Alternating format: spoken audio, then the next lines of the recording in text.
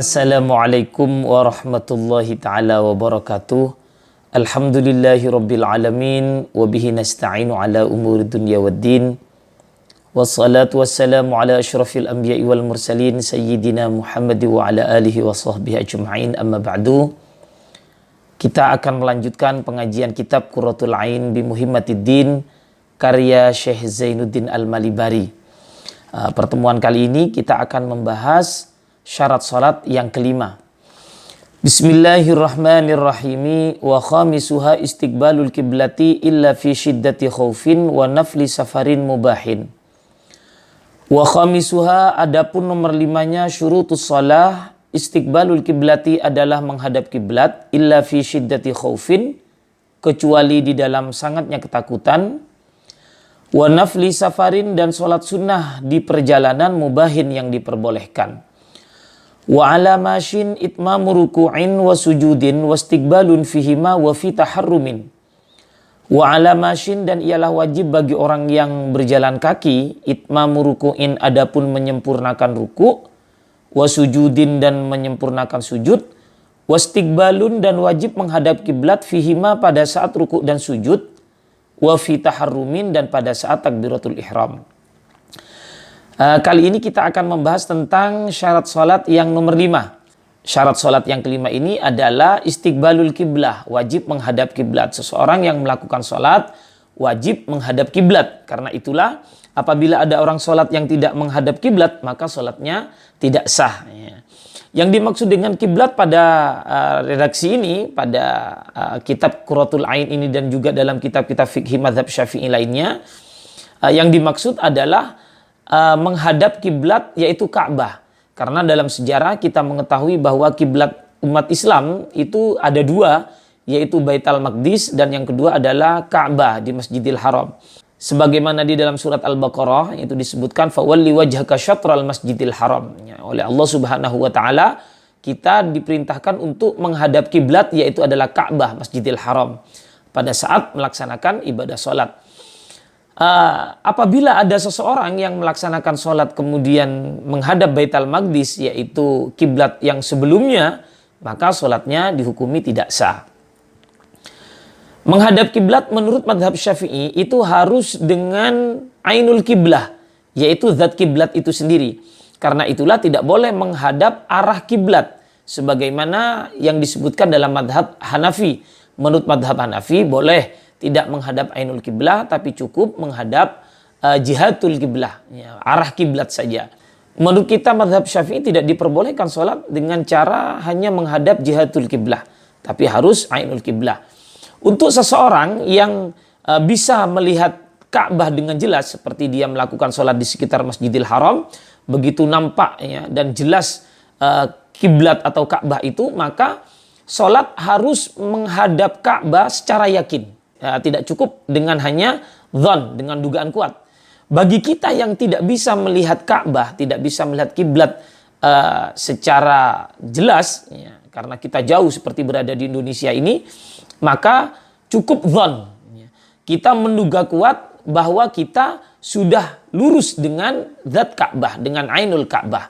Karena tidak mungkinlah kita dipaksakan untuk harus tepat secara yakin kita sholat benar-benar lurus dengan zat Ka'bah, karena kita tidak bisa melihat. Kalau itu dipaksakan berarti ada beban syariat yang kita tidak mampu untuk melakukannya. Dengan demikian kalau jaraknya jauh seperti di Indonesia, maka cukup dengan dhon, dengan dugaan kuat bahwa kita sholat sudah menghadap zat kiblat. Sedangkan orang yang sholat di sekitar Masjidil Haram bisa melihat Ka'bah dengan jelas, maka sholat harus menghadap Ka'bah secara yakin. Kemudian selanjutnya batasan, apa yang menjadi standar kita menghadap Ka'bah itu? Maka yang menjadi standar adalah bisodri, dengan menggunakan dada, tidak menggunakan wajah.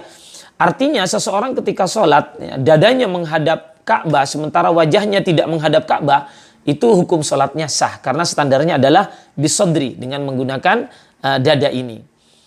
Kewajiban menghadap Ka'bah pada saat sholat itu, kewajiban menghadap kiblat pada saat sholat itu ketika seseorang sholat dalam kondisi normal. Sedangkan ketika sholat tidak kondisi normal, misalnya fi syiddati khaufin, kalau di dalam redaksinya ini dalam kondisi ketakutan, ya, maka menghadap Ka'bah, menghadap kiblat pada saat itu hukumnya tidak wajib.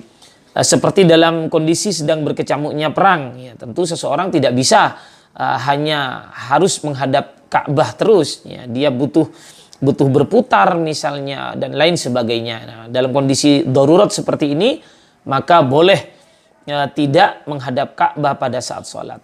Kalau di dalam kitab Fathul Mu'in ini ada tambahan seseorang yang diikat di pohon diantaranya atau apalah tiang listrik, tiang telepon, ya, kemudian dia tidak menghadap kiblat, kemudian dia akan melakukan sholat, maka diperbolehkan tidak menghadap kiblat. Ya.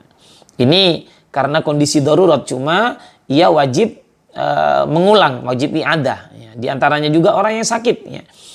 Ada orang sakit tidak bisa menghadap kiblat. Ya. Ini juga diperbolehkan tidak menghadap kiblat, ya, karena kondisi darurat. Kalau di dalam I'anatul Talibin juga ada tambahan, di antaranya adalah orang yang lari pada saat sholat karena rumahnya terbakar. Atau dia sedang dikejar sapi, misalkan ada sapi ngamuk, ada kerbau ngamuk, kemudian sholat, ya, pada saat itu sambil lari tidak menghadap kiblat.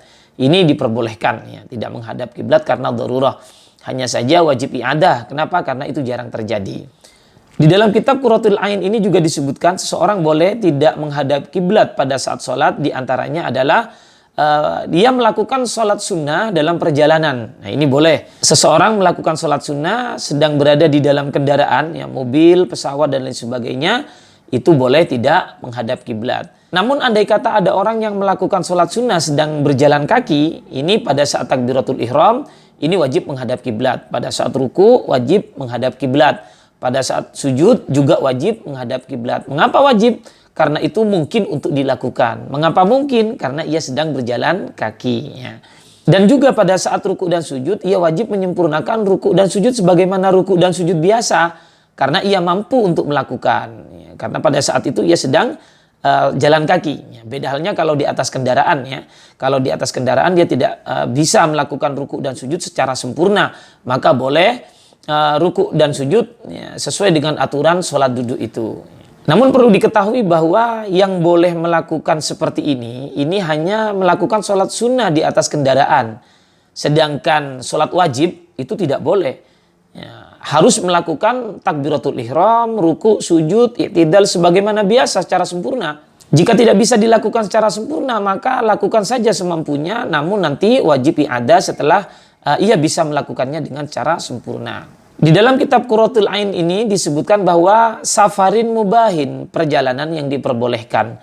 Berarti mafhum mukhalafahnya, kebalikan dari ibarat ini, dari redaksi ini adalah seseorang yang melakukan perjalanan, namun perjalanannya adalah perjalanan maksiat, seperti perjalanan membegal, ya, berzina, merampok, ya, mencuri dan lain sebagainya, maka tidak boleh melakukan sholat sunnah dengan cara tidak menghadap kiblat. Karena pada asalnya memang seseorang sholat wajib menghadap kiblat. Hanya saja karena dalam perjalanan dan perjalanannya berubah, maka dapat rukhsah, dapat keringanan, ia boleh tidak menghadap kiblat. Akan tetapi karena perjalanannya perjalanan maksiat, maka tidak mendapatkan rukhsah, tidak mendapatkan keringanan dari syariat, sehingga wajib tetap menghadap kiblat sebagaimana biasa. Demikian pengajian malam Selasa kali ini, mudah-mudahan bermanfaat. Wallahul muwaffiq ila aqwamit thariq. Wassalamualaikum warahmatullahi taala wabarakatuh.